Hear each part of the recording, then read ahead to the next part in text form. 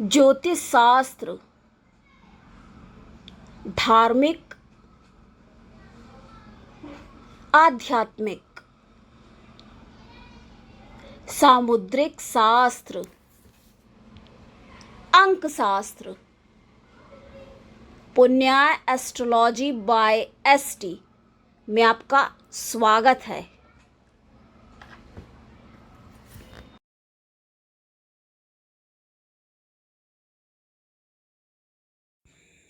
नमस्कार, जय श्री कृष्ण।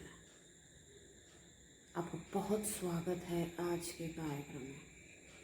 तो दर्शकों, आपको आज कुछ ऐसे शुभ संकेतों के बारे में बताएंगे जो आपके लिए शुभता का और भाग्य में बढ़ोतरी का संदेश लेकर आते हैं। तो सबसे पहला जो संकेत है, आपने देखा होगा कि घर में जब चींटी निकलती है, तो ये कुछ संकेत ऐसे होते हैं जो बिल्कुल मतलब स्पष्ट है कि ये पूर्व सूचना है, ये तो मतलब होगा ही, तय है, निश्चित जानिए। तो आपने देखा होगा जो चींटी निकलती हैं काले रंग की होती हैं और एक जो होती है वो लाल रंग की होती है। तो ये चींटी निकलती हैं, ये शुभता का ही प्रतीक है, शुभता का संदेश है ये। और जब चींटी सफ़ेद लेकर के, काली छोटी वाली चींटी, उसको हम लोग की भाषा में सौंधी भी कहा जाता है। तो वो चींटियाँ सौंधी सी महक जब आती है, मिट्टी से आने का समय होता है, तो जब ये सूंधिया वाली चींटियाँ निकलती हैं तो ये अंडे बच्चे अपने ले करके जब निकलती हैं तो ये बारिश समझो ज़रूर होती है।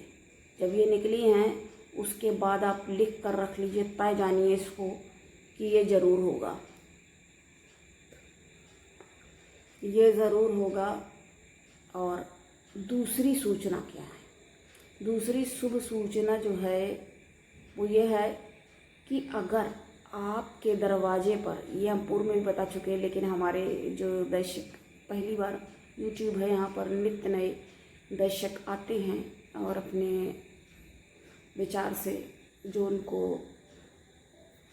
उस समय जो भी उचित या जो भी लग रहा है, तो उसके ही अनुसार वो अपने प्रिय कार्यक्रम का, अर्थात जिसका भी वो लेना चाहते हैं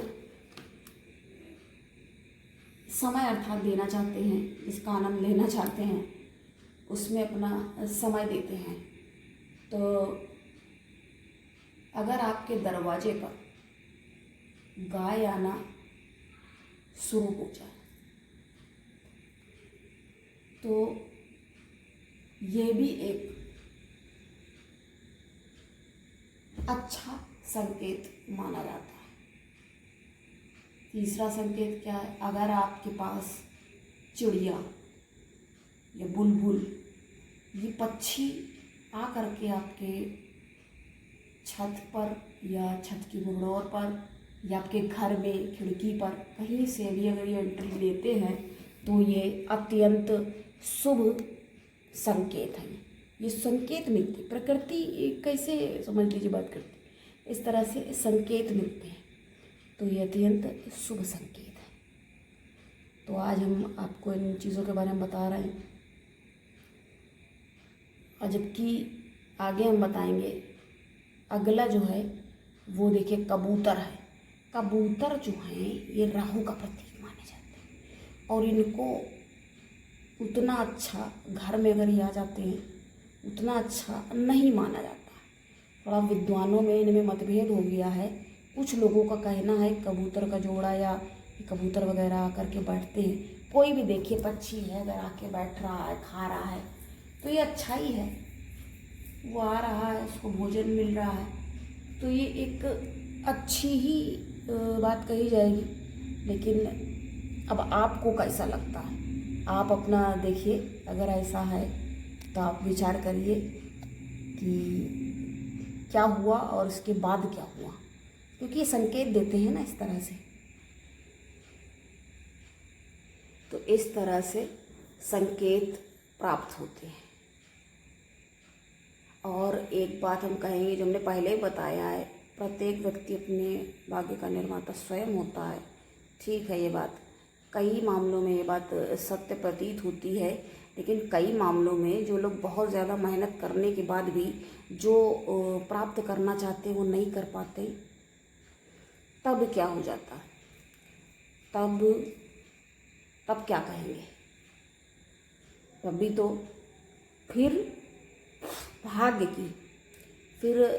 भाग्य की महत्ता का अंदाज़ा लगता है। भाग्य का निर्माता है, किंतु एक हद तक। इसका मतलब ये नहीं है कि हाथ पे हाथ रख के कोई बैठ जाए। प्रयास करेंगे, वही बात आती है फिर। प्रयास करेंगे तो अवश्य होगा। काम करने से ही होता है। अजगर करे ना चाकरी, पंछी करे ना काम। तो सबके दाता राम, वो तो सही है, लेकिन कितना किसको क्या मिलेगा ये तो प्रयास करने के उपरांत ही पता चल सकेगा। जब प्रयास ही नहीं मान लीजिए किया, जो चीज़ मिलने वाली थी उसमें भी पता चला। तो इसलिए निरंतर गतिशील रहना भी परम आवश्यक। वही वाली बात हो जाती है, बिना किए कुछ भी जय जयकार नहीं होती, और कोशिश करने वालों की कभी हार नहीं होती। और एक बात ये भी है, देखने का अपना नज़रिया क्या है।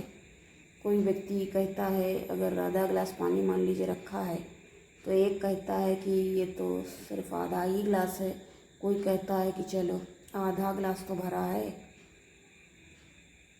तो इस तरह से जो हमें अगर प्यास लगेगी तो सही समय पे पीने के ये पानी काम आ जाएगा। तो ये अपने विचार हैं और ये व्यक्ति की मनोस्थिति का निर्धारण करते हैं।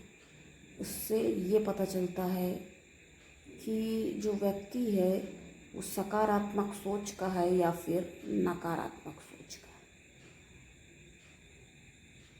अब देखिए, इतने बड़े बड़े जो मान लीजिए, जो वो भी लोग, अगर एक बार आप सोच के देखिए कि जिन्होंने भृगु संहिता लिखी है, पराशर महाशास्त्र भृगु संहिता है जिसका नाम, रहद पराशर होरा शास्त्र। अब ये भी मान लीजिए किसी और के मत्थे छोड़ करके काम बैठ जाती, तब क्या इन शास्त्र का निर्माण हो पाता? तनिक विचार कीजिए, स्वयं विचार कीजिए ना आप कि क्या होता। तो आज के लिए इतना ही। आज ये कुछ प्रमुख बातें, जानकारी आपको जो दी, तो आपको कैसा लगा? और आज के लिए इतना ही। मिलेंगे फिर अगली परिचर्चा में। तब तक के लिए नमस्कार। जय श्री कृष्ण।